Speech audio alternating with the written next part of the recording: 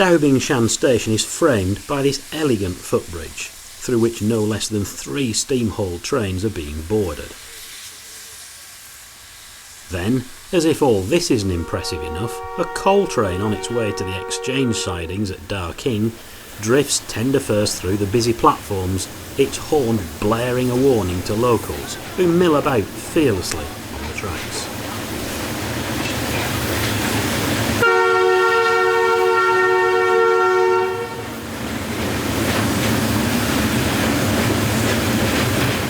The spectacle of so much working steam reduced many of the first-timers in our group to stunned silence, and that included me. Who would have thought such scenes possible in 2004?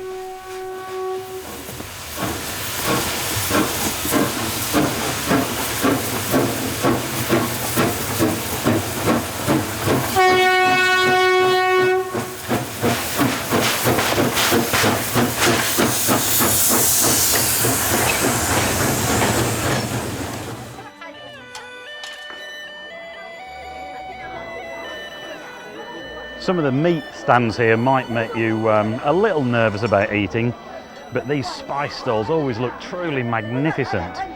These chilies, well, they really do look the business. You'd certainly need plenty to drink, I think, if you got more than a handful of them in your curry. We decided to stroll back down the line to this wayside station, where we found this railway family enjoying an al fresco game of mahjong.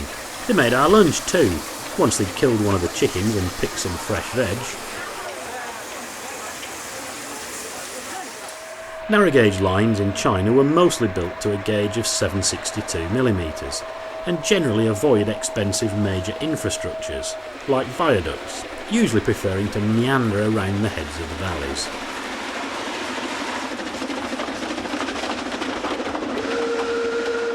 As well as the regular daily passenger services, many trains are mixed with the occasional blockload of coal or bricks too. One of the more interesting shipments are the regular deliveries of coal to a special drop alongside the station at Bagu. It's for the communal washrooms to heat the water.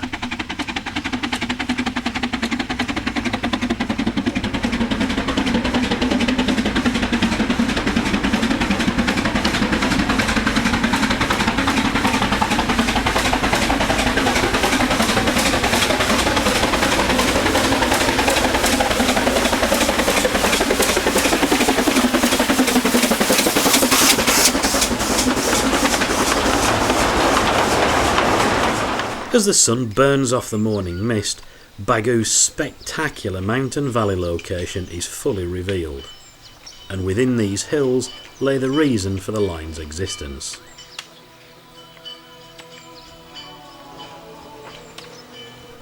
At the end of the branch, we come across a scene of truly appalling but nonetheless captivating Dickensian working conditions. It really is a shock. Bare-legged miners toil with not even a pony to help move the tubs, full of coal or empty, between the mine and the weighbridge, where their meagre earnings are calculated.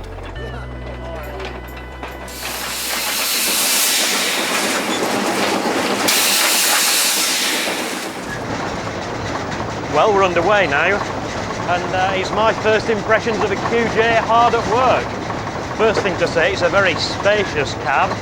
There are 6 of us in here at the minute. There's a driver and fireman, there's the traction inspector and a second fireman. Then there's me and the director, of course. They work in the engine really very slickly, as you'd expect them to do, of course, but that's always a joy to see. The coal is absolutely awful. Any British fireman would take one look and throw his hands up in horror. And to watch how they're spoon-feeding this really is a delight. They're all taking it in turns to fire, and they're literally just sprinkling it around the fire bed to keep it nice and thin and hot and lively. If you got a thick fire of this stuff, it would just set solid.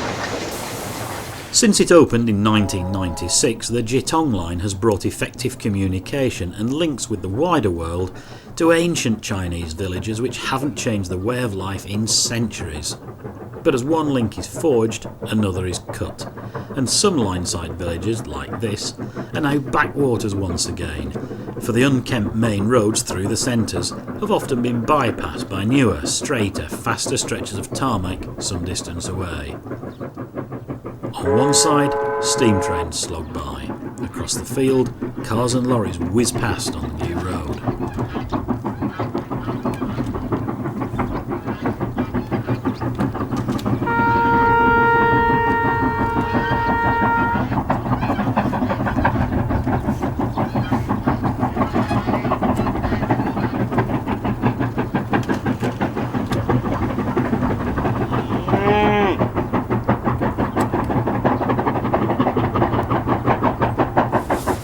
I'm really not sure what it is about Shangdian which fascinates me so much, but I've been captivated by this lonely but actually very busy outpost since I first came here in 2002.